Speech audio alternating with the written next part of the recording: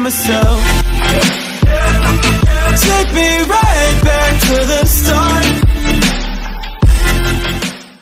Hey, what's going on everybody? Mythic Vaporize here, bringing another GTA 5 video today. And we're less than 2 days away from the upcoming DLC on GTA 5 Online, the Gunrunning DLC. So today I wanted to recap a few things. I'm going to show you guys my garage really quick. I think I'm missing a car or two. I don't know exactly. But I hope you guys are super excited for this DLC. I personally am very excited. I have lots of money saved up, so I'm going to be getting you guys some gameplay with the new vehicles, mole-based operation, the bunker, all that good stuff. Really quickly, I think I'm going to go ahead and show you guys. Should I change this yellow car right here? I mean, I just kind of noticed it when I was going through here, and I was like, wait a minute, this doesn't really look too good. But yeah, comment down below if I should change the color of that car. Also, as far as other things go with my channel, I just want to give you guys a quick update before I talk a little bit about the upcoming DLC, recap some stuff. As far as my channel goes, thank you guys so much for helping me hit 47 subscribers. I was very surprised when I noticed I kind of got a small spike in my subscribers bar. I was about 40 and then I spiked to like 47 in a couple days, so thank you guys very much for that.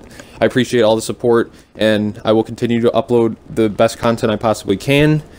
But now let's get straight into the commentary for today's, what are we going to call it, recap kind of deal.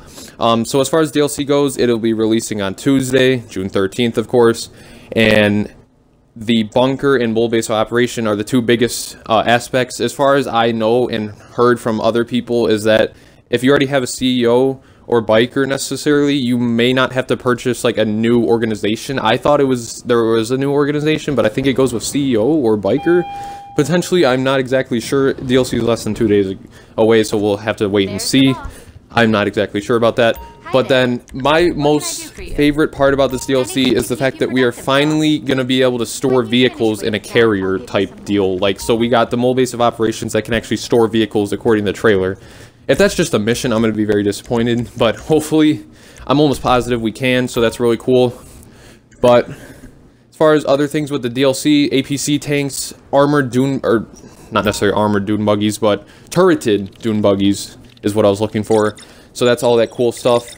But yeah, I'm going to get into a little bit more detail in a second and then talk about a few other things, so let's get into it. Alright guys, so the first thing I want to go ahead and recap for you guys is how much exactly you're going to need and how much you're going to be spending on upcoming content for this DLC. First of all, I just want to go ahead and say, if you don't even have $1 million right now, definitely try to get up to at least $1 million, because you're not going to be getting anything in this DLC. I'm sorry, but like, the content is just going to be massive. Like, it's a lot of expensive military grade vehicles that could range from $1 million to $2 million to $3 million potentially. However, it doesn't look to be that we're going to be seeing costs in the high 4 to 5 million ranges potentially, maybe for the bunker and the mole base of operations, but it looks like for the new military vehicles themselves, they're not going to be that expensive in terms of what we've seen in the past with like the Hydra and other vehicles. But basically what I mean by that is, if you at least have a decent amount of like in the millions, you should be able to at least get one new vehicle. But then as far as the bunkers and mole base of operations go, those could be looking to be priced higher, but I'm hoping the base cost is cheaper, and then you have to like research the upgrades like security workers, all that stuff for the bunker, and then for mole base of operation potentially upgrade the weapon, stuff like that. But let's talk a little bit about some other things. Okay guys, something to put into thought. I just thought of something that could be potentially kind of bad for some of you out there that don't potentially have a ton of cash to spend for this DLC or aren't really necessarily fully prepared. This could be kind of a downer, but I could definitely see this happening, and it's happened in the past, that's why I say this. So let me just go ahead and talk a little bit about what I'm talking about. So what I'm saying is, for this new bunker, are we going to be required to have this bunker in order to store the new military vehicles? Or are we going to have certain vehicles that you don't need the bunker, like they're just Pegasus vehicles? Hopefully that's the case, but I'm definitely going to say that I bet some of these new vehicles will definitely need to be stored in the bunker. I'm guessing the armored vehicles. Hopefully not the APC tank, but I could also see that happening. Like I said, let me know what you guys think personally, but I could definitely see that happening with the content, but we'll see. Alright guys, now something I just want to put into perspective, I have mentioned in one of my previous commentaries for this DLC, are how exactly I recommend you earn your money for this upcoming DLC. And of course, if you have spare cash and you don't know what to do with it, I mean, you could consider buying a shark card, but in my opinion, I used to buy shark cards. I actually bought $16 million worth of shark cards in the past because I got a really cool deal on GameStop. This was like a year and a half ago, where I actually was able to buy 2 $100 shark cards for 50% off. So I was basically only paying $100 to get 60 million, which was really cool. But of course, as they stand right now, $20 for 1.25 mil, that's not really that great, considering that might not even get you one vehicle from this update.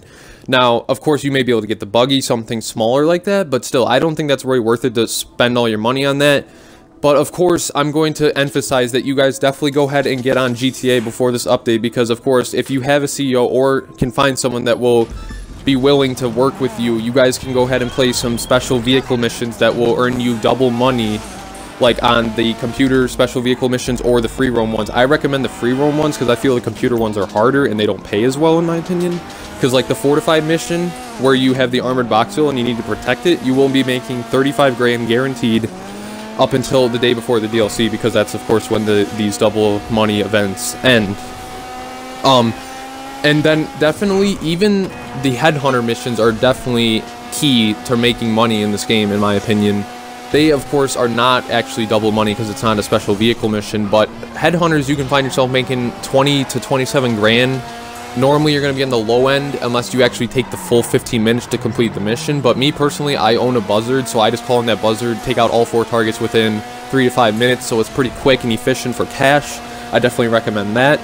And then, of course, if you can band together a crew, I would definitely go ahead and tackle some heists. I mean, in my opinion, heists are kind of repetitive at this point because we haven't even seen any new heists. But, I mean, heists are still decent, I guess, if you're playing the 5th heist. And, of course, if you can get a good crew that you know you can trust and they'll work together and they're not going to screw up, stuff like that. But you could make a pretty good amount of money from heists as well. Me, personally, I'm not going to be doing that many heists. The last time I did a heist was a couple weeks ago, but I only did, like, 1. But that's also an option, I guess. But yeah, those are just a few things I recommend to make some money for this upcoming DLC, so definitely consider that, and make sure you guys get on now. If you haven't already started making money for this DLC and you plan to buy new content, you better get on, unless you plan to spend a whopping huge amount of cash on shark cards. But yeah, let me go ahead and talk about one more thing, and then that's going to be it for today's video. But I hope you guys are enjoying so far. Remember to give me some feedback, but let's get into the last topic.